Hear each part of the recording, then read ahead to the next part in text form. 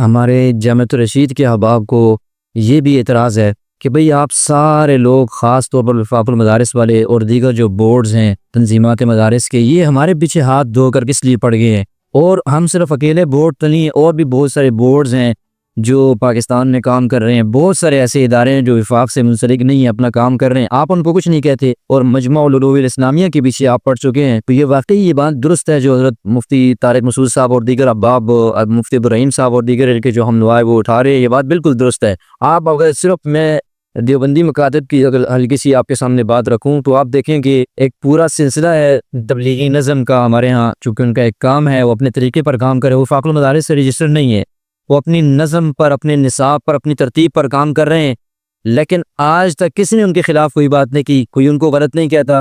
اسی طرح آپ دیکھیں مولانا طارق جبیل صاحب ہیں، ان کا جامعۃ الحسنین جو فیصل آباد ہے اور دیگر ان کی جو شاخیں ہیں ترنبا والی اور دیگر، یہ ساری کی ساری اپنے ایک طرز کے اوپر کام کر رہی ہے، ان کا نصاب الگ ہے، ان کی ترتیب الگ ہے، ان کا نظم الگ ہے، ان کے خلاف بھی کوئی نہیں بولتا۔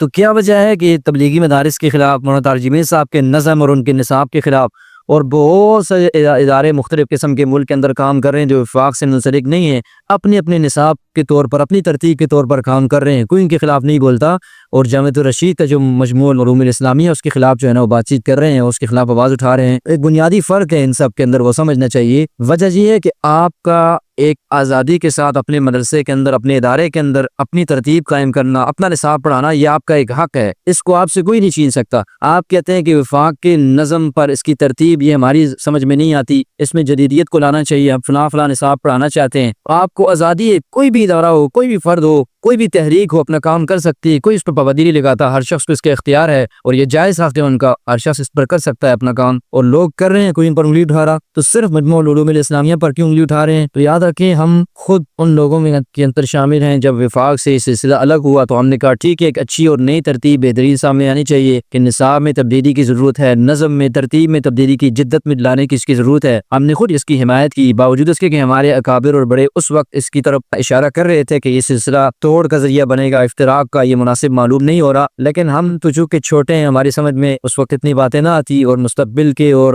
ماضی کے ان چیزوں کے اوپر ہماری اتنی گہری نظر تجربہ تو نہیں، تو ہم بھی ان لوگوں میں سے تھے جو مجموع العلوم الاسلامیہ کے حق کے اندر تھے۔ کیا وجہ ہے کہ جب سے شروع تھا تو کسی نے اس کے خلاف اس زبردستی کے ساتھ، زور کے ساتھ آواز نہ اٹھائی، یہ سلسلہ چلتا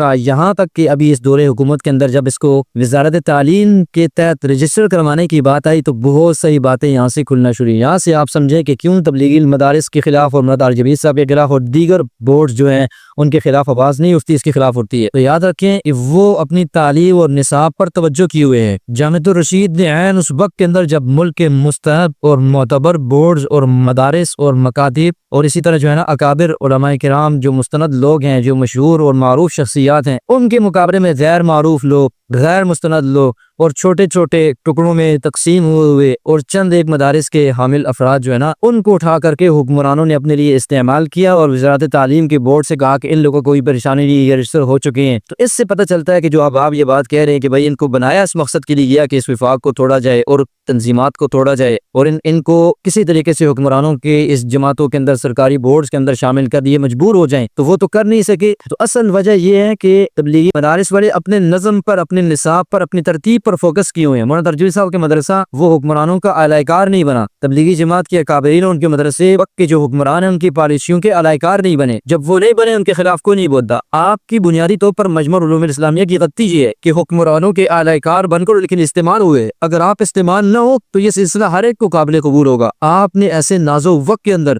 کہ جس میں ملک کے بڑے وفاق اور ملک کی بڑی تنظیمات جو ہیں، جو مدارس کے ساتھ منسلک ہیں اور جن کے لاکھوں کی تعداد میں ملک کے اندر مدارس ہیں، آپ ان کے خلاف سب بستہ ہو کر حکمرانوں کے اعلی کار بنے، ان کی پالیسیوں کے لیے استعمال ہوئے، تو آپ کے خلاف انگلیاں اٹھنی شروع ہوئی۔ اگر آپ کہتے ہیں کہ ہم وفاق کے نصاب سے، نظم سے، دیگر چیزوں سے ہمیں جو ہے نا وہ نتائج، ہمارے مقاصد چونکہ وہ مقاصد ہم حاصل نہیں کر سکتے تو ہم نے الگ ادارہ بنایا، تو پھر اس کے لیے یہ کیا ضروری ہے کہ جب وفاق کی اور حکمرانوں کی آپس میں آمنے سامنے اور ایک دوسرے کے خلاف سب بستہ ہوئے تھے، تو آپ جب حکمرانوں کے پڑھنے میں اپنا سمسارا وزن ڈالیں گے وفاق اور اس کے اکابرین کے خلاف، اور ایسے وقت کے اندر اندر، تو پھر آپ یہ کہیں کہ ہمارے خلاف کوئی نہیں بولے گا، ہمارے خلاف کیوں انگلی اٹھتی ہے، فلاں کے خلاف کیوں نہیں اٹھتی، تو آپ کو اپنی عقل پر تھوڑا سا ماتم کرنا چاہیے، سوچنا چاہیے کہ اس وقت آپ کو بھی دیکھنا ہوگا کہ ہم اگر اپنے نصاب اور مقاصد تک پہنچنا چاہتے ہیں اور ہم جدیدیت کی طرف آنا چاہتے ہیں، ہمارے کچھ مقاصد ہیں، تو پھر آپ ان مقاصد کو مد نظر رکھیں گے، آپ پر کوئی نہیں اٹھائے گا۔ جب آپ مقاصد کے ساتھ ساتھ حکمرانوں کے پلڑے میں اپنا سارا بدن ڈال دیں گے اہل حق کے خلاف اور